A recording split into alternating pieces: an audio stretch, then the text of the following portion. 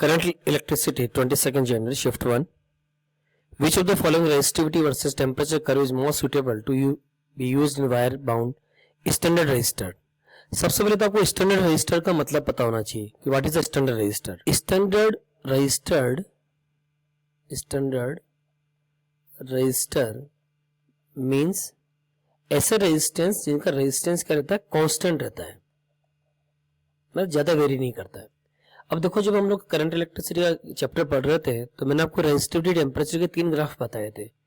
आपको ध्यान हो तो एक ग्राफ तो हमने ये बनाया था, this is between resistivity and temperature, और टेम्परेचर किस में लेना था, केल्विन में.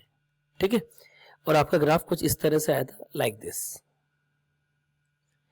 एक मैंने आपको ये वाला ग्राफ बताया था between the resistivity and temperature, again temperature in kelvin, the graph is like this. और एक ग्राफ मैंने इस तरह से बनवाया था, this is the resistivity and temperature in Kelvin, the graph is like this.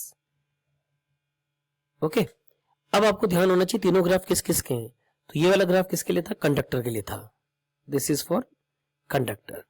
ये वाला ग्राफ किसके लिए बनाया था आपने, अलॉय के लिए बनाया था. और थर्ड वाला ग्राफ आपने किसके लिए बनाया था, सेमीकंडक्टर के लिए बनाया था. अब देखो, हमने देखा था कंडक्टर के लिए क्या होगा, अल्फा पॉजिटिव होता है और जैसे जैसे टेम्परेचर बढ़ाते हो रेजिस्टेंस बढ़ता जाता है, रेजिस्टिविटी बढ़ती जाती है. अलॉय क्या होते हैं, जिनका रेजिस्टेंस या रेजिस्टिविटी अप्रोक्सीमेटली कांस्टेंट रहती है. ठीक है, चेंज नहीं होती है. तो हमें तो वही चाहिए ना स्टैंडर्ड रेजिस्टर जिसका रेजिस्टेंस कांस्टेंट हो. तो अगर इन तीनों ग्राफ को मैच करो तो कौन सा ग्राफ सही आएगा, ऑप्शन 1.